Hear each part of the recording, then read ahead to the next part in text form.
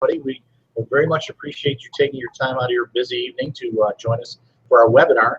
We've not had one of these in a couple of months, so we're very excited to come back to see you all today. Today I'm joined by Dr. Fichte, the actual founder of the practice, and what we're going to do is we're going to do this as we always do. It's an opportunity for you folks at home to simply ask questions, anything you want to know about relative to laser eye surgery. There'll be a box on the side of our computer screen where you can type in questions. As a couple of housekeeping points, if you have any trouble hearing us or seeing us, let us know, because we have a webinar person on the ready that can correct that if there is an issue. We also have Casey, one of our lead technicians, who will be reading the questions along with us, and if I don't address or Dr. Fichte doesn't address the question directly, she will attempt to answer you too. Just as a starting point, I want to remind everybody, we do have an actual open house that we have once a month. It's coming up next Thursday. It's in the evening. We do have a few openings left, so if you call the 800 number and want to come in and actually see a live surgery and spend some time with us, you get a chance to talk to all three docs on that occasion. You're certainly welcome to do that. The other thing is, if we don't get to your question tonight, info@fichte.com, info@fichte.com. Send your questions in there. They will be addressed that way. And as Kathy always wants me to remind you, we're coming tonight. You get information. You also get a discount of $50 an eye for attending tonight's webinar. If you request information in the mail, there's a whole packet of information we'll send you that you can read over in the comfort of your own home. So I'm going to just kind of start this out as I always do. I'm just going to ask Dr. Fichte a question myself and let him kind of answer. Could you kind of briefly go over what's the process by someone learns if they're a good candidate or not for laser eye surgery? Well, you really have to come in for an evaluation, because the health of the eye is crucial. And while today, with the advanced technology today, almost everyone can be a candidate, about 5% of patients really aren't appropriate. So we want to make sure that you're not just an okay candidate, you want to be a great candidate. And so the evaluation is very sophisticated. It also involves a lot of education. And so you've got to spend that time and let us look at you and see whether we can help you. And who is the ideal candidate? I mean, is there an age restriction to this? Is there, something to do with health of the eyes? Who's a very good candidate? Who's really not a good candidate? Well, there is hardly an age restriction. I mean, on the young side, you want to make sure that your prescription is stable, that the growth of the eye has stabilized. That's generally, between 18 and 25 years on the young end. But most people start at around 19 to 21. In the high end, there really isn't an age limit either. It turns out, I've done surgery on patients 65 to 70 years old, but generally it tends to drop off by around age 60 because there are other modalities that perhaps work better than LASIK at that point. It's really people who have an active lifestyle or a sedentary life. It's really anyone who wants to get rid of their glasses. Anyone who is tired of dealing with their contacts just wants that freedom. And what really stops most people is fear of the unknown. Sure. And when I had the surgery myself, about 20 years ago, when I had found that I really have to practice what I preach, it was, I was okay with wearing contacts and glasses, but it was an incredible freedom. And that freedom, that's been a gift every day since. Every day, the weather becomes somewhat irrelevant. It used to be, if it rains or snows, or if you don't have glasses fogging up, especially if you're outdoors, it's just wonderful. Well, you're going to see me from time to time put on a pair of what are called reading glasses. Now, I had LASIK done 6-7 years ago, and I'm 58 years old, and I did it because of my distance correction, but everybody over age 40 eventually needs reading glasses. To me, I wear these about 1% of my day. Today I'm wearing them because I want to see your questions. And first of all, one of the questions we always get, and thank you, Joe, for typing this, does LASIK hurt? Go ahead and address the pain sensation. LASIK does not hurt. And it's amazing. We can do this under just eye drop anesthesia. The eye drops are so powerful, people have no sensation, no pain. Some people are very anxious about it. Those, we have to give them a little help, a little support. We use some essential oils. We use a little happy pill that some people benefit from. It's kind of a form of a Valium.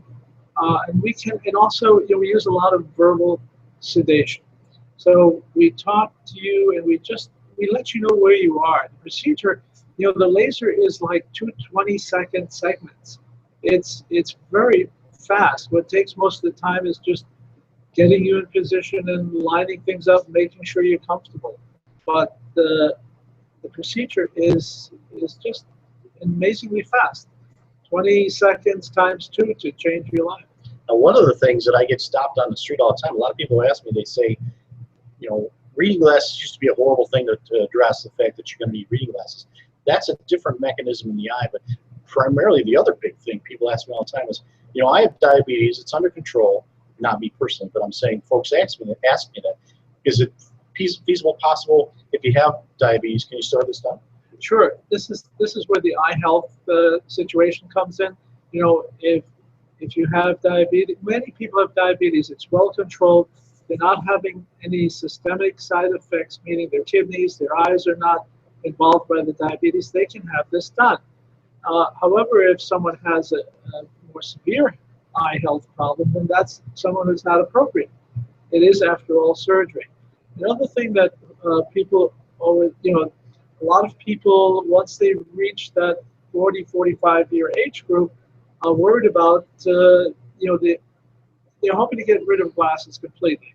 Well, LASIK really is for distance vision. And then the problem with near vision as we get older is a problem with the internal lens that sits inside behind the pupil, kind of a natural stiffening, aging of the lens.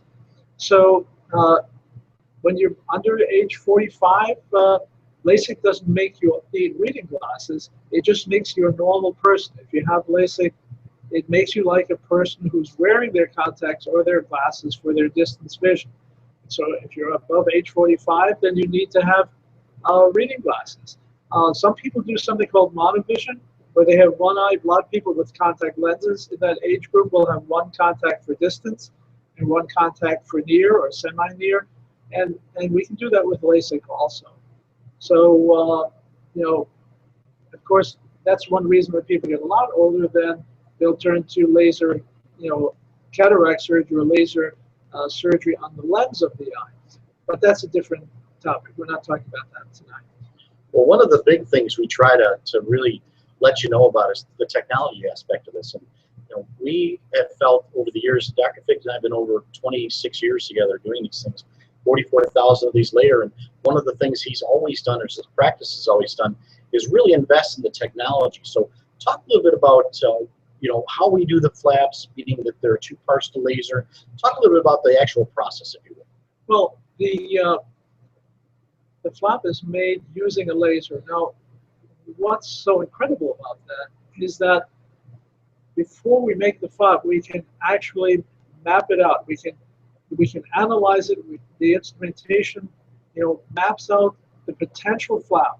And so before we push the button and turn on the laser, we can tell, is this flap going to be good? Is it in the proper position, the proper configuration? So that gives an incredible safety factor to that. Then making the flap is about 18 seconds. But then when we actually if you think of the cornea, the surface of the eye, like let's say a 500-page phone book, where I won't be able to use that analogy much longer because phone books are going away. but so with the laser, we're basically separating page 99 from 100. We're flapping back those 99 pages. Then we're using another laser to reshape the cornea, and then the flap is put back down. Now the technology of the laser has gotten so good that we can actually lock onto the patient's iris pattern, and everybody's iris pattern is unique, and so we can provide a treatment that's unique to that individual person. We like to call it the fingerprint of your vision, and because that unique pattern is different between the right eye and the left eye, is different between the eyes even of twins. So it's the same process that, let's say, for security they use for iris recognition, so that you can identify who a person is. It's more accurate than a fingerprint. And so this enables us to treat things that we could never treat before. And that's why 85% of patients who have this treatment now see better even at night than they did with their contacts or glasses before their surgery. And that's really the reason why the Navy and the Air Force now allows and encourages their pilots to have this procedure done, because they know they're going to be seeing better than before for the most cases. Sure. Well, So- just behind me is one of the 4 lasers that we have. We have 2 that actually make a corneal flap, and then another 2 that treat your prescription. And the idea is, you come into some folks, and not to belittle them, they have one technology for your eyes, and that's great because all technologies have strong points to them, and most technologies are wonderful. But you really need to have a choice, because not every single person fits into one technology. And what we use is computer-aided analysis of your eye, and then basically the docs, and only the doctors, will look at that information and match that technology to your eye, to your prescription. And we kind of talk about these flaps. You know, what the heck is a flap? Well, laser was always done on the surface of the eye, and then they came up with this idea of making a flap to the cornea and doing the treatment underneath that flap. Well, these flaps are now so precise that even people 5-6 years ago, they were knocked out of the box to have it done, can have it done because of the precision of the flap making device. So we really believe in technology, and that's the whole idea behind this. I'm just looking to see, a couple people want to know, how long does the evaluation take? What's involved in the evaluation? Dr. Fichte, tell them what we do when they come in here. What do they actually have done the day of their evaluation, please?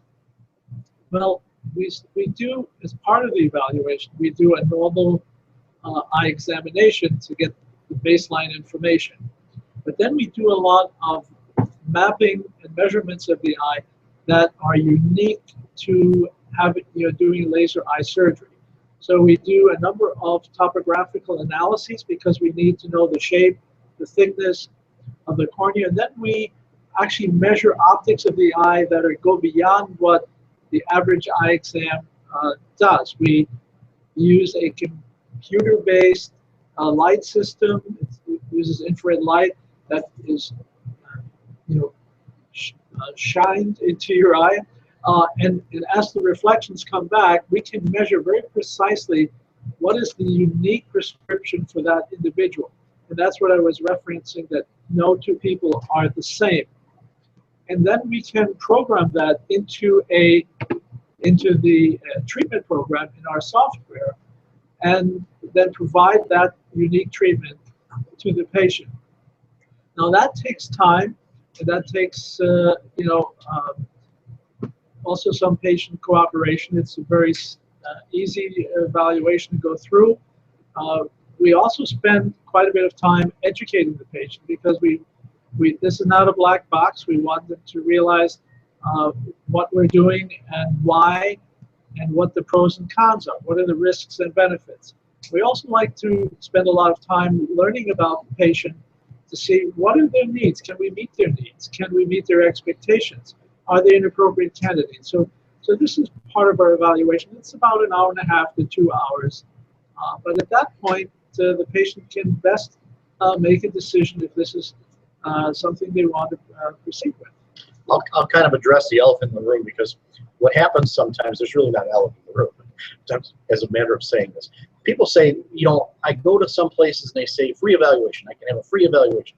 Well, we do a free screening, meaning if you come in here and you want to learn something and you want to kind of see if this is for you and how scary it is and what the place is all about, that's of course no charge. But when you get down to a 2.5-hour exam, meeting with 2 different doctors and a couple of technicians, and you're using a bunch of technology that costs a lot of money, the idea is that appointment, yes, there's a fee for it, and it's $150. But if you go forward on the procedure and you decide to have the laser procedure done, that comes directly off the cost of your procedure.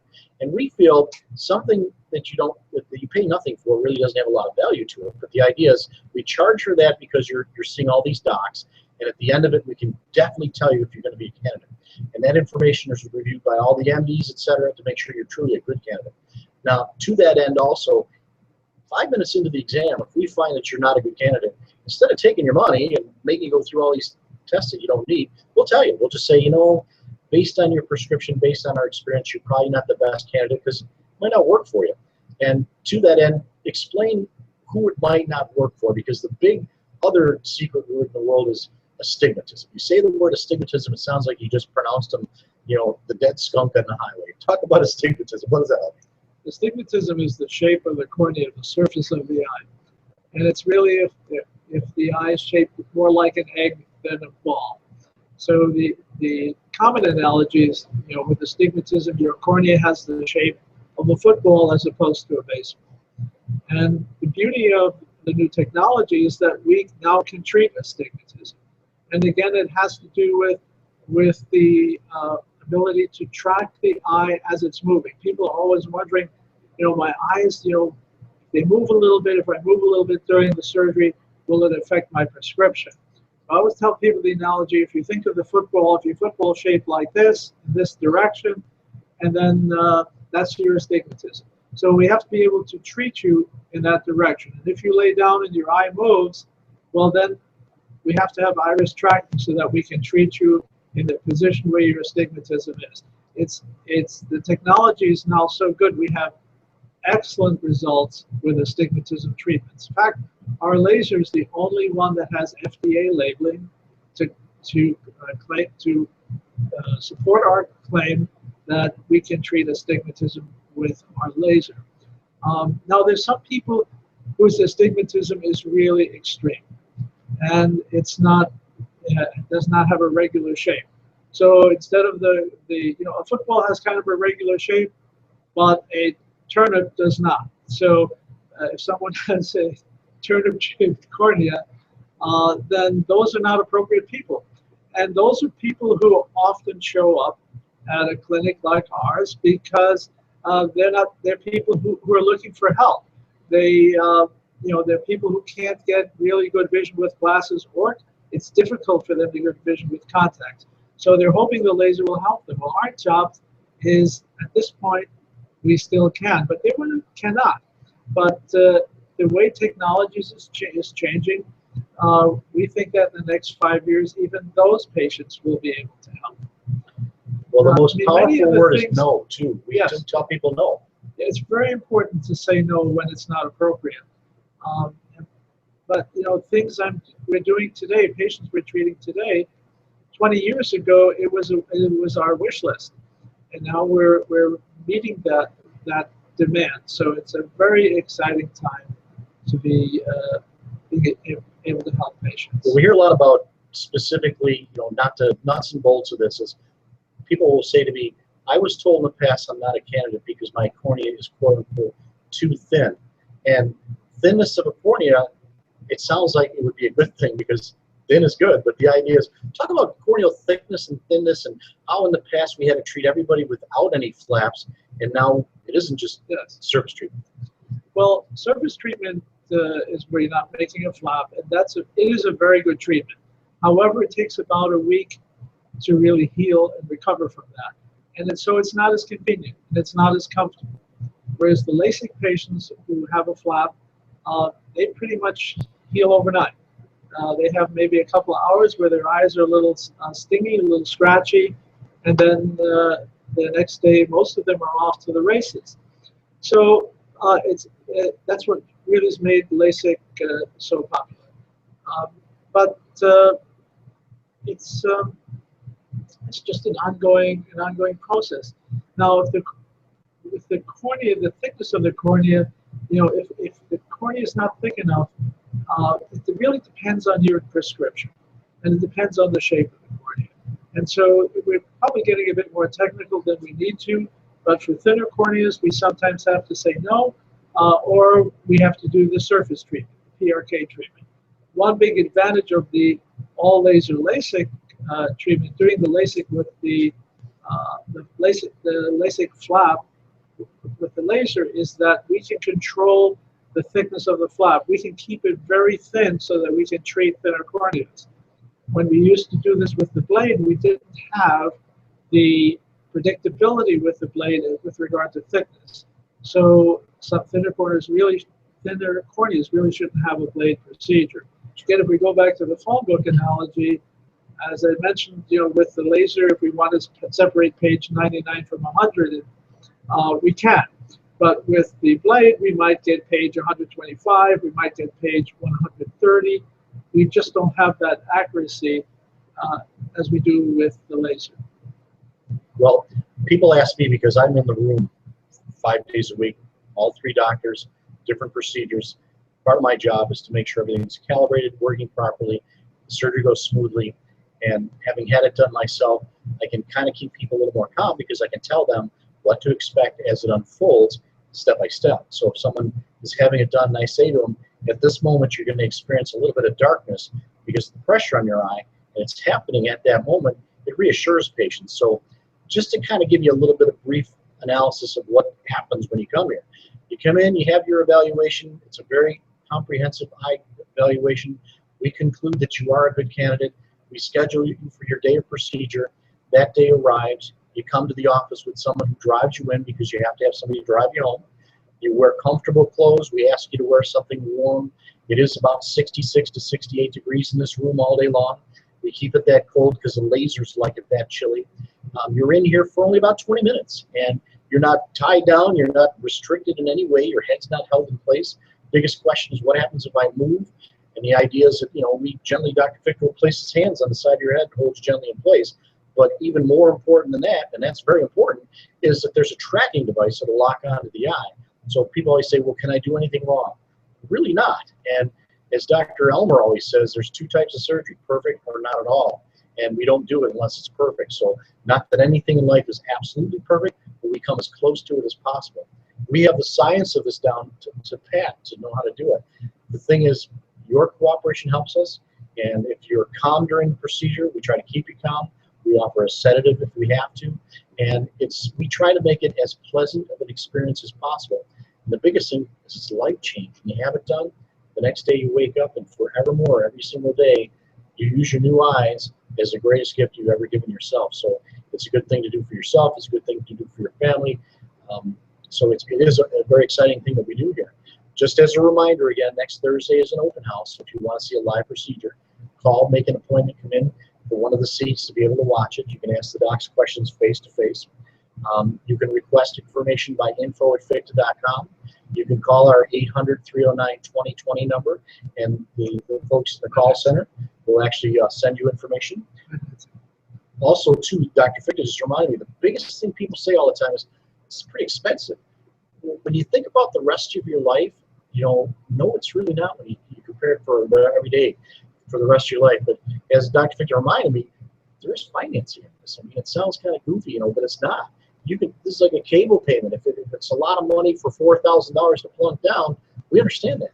But you can break it down to reasonable payments so that you're not paying for the rest of your life, and you're paying something at a reasonable rate. And if you pay it off, it's interest-free if you pay it off in a period of time. So we have a few minutes left. I'm just looking to see if there's any general questions. Casey's been great at answering.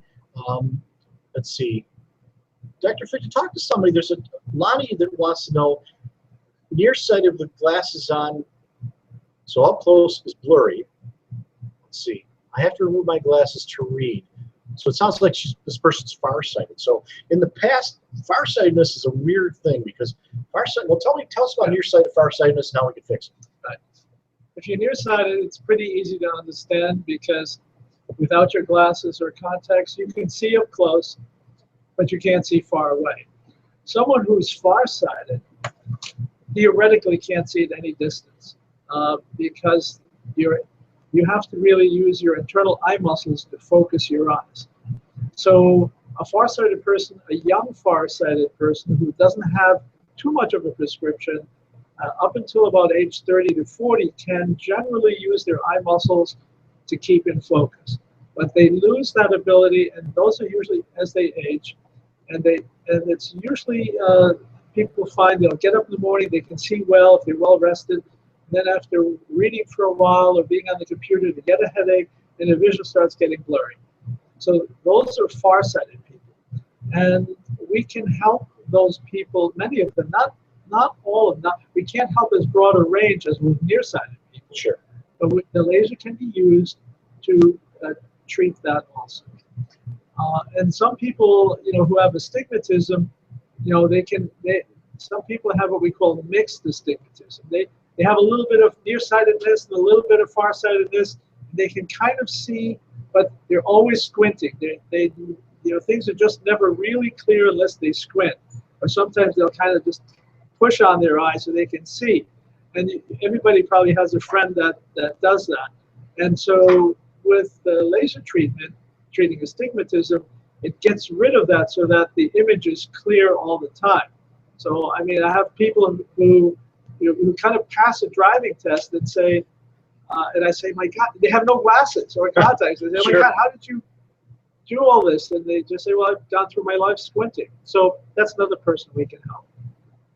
Okay. Well, we only have a few more minutes left. One thing I do really highly want to recommend to you is on the screen there's a little pop-up button. If you click on that, you can book a consult. You can come in and see us. We highly encourage that because there's a lot to digest in 30 minutes. I mean, we've been doing this forever, and to us, it's just what we do. But for the average person sitting at home on their computer, do the research. You can Google all these things. We also offer uniquely to this practice something called eye LASIK, small letter I, capital L for LASIK. And if you Google the term eye LASIK, it's a combination of two technologies with flat making and laser to treat the prescription. And it's the combination of those two machines that are unparalleled, used on Navy fighter pilots, etc. We have that here as well as other technologies. So we offer a lot of choices. And really, you want to make sure that you're comfortable with who you see. You want to make sure that they answer all your questions. You want to make sure they're available all the time. Lately, I've heard of other places where a doctor comes in, does your surgery, you never see him again, or you see somebody else, and if you have a problem in the middle of the night, you call there, you're going to get an answering service, and you may not get anybody at all, and you may not get that doctor ever again because he might be somewhere else. We've been here for a while. We're not going anywhere. We started out, a long time ago, and we're staying. So, Fichte and O'Neill is here for the duration. People are always asking. They're a little bit confused about, there are different lasers, and which laser is better than the other.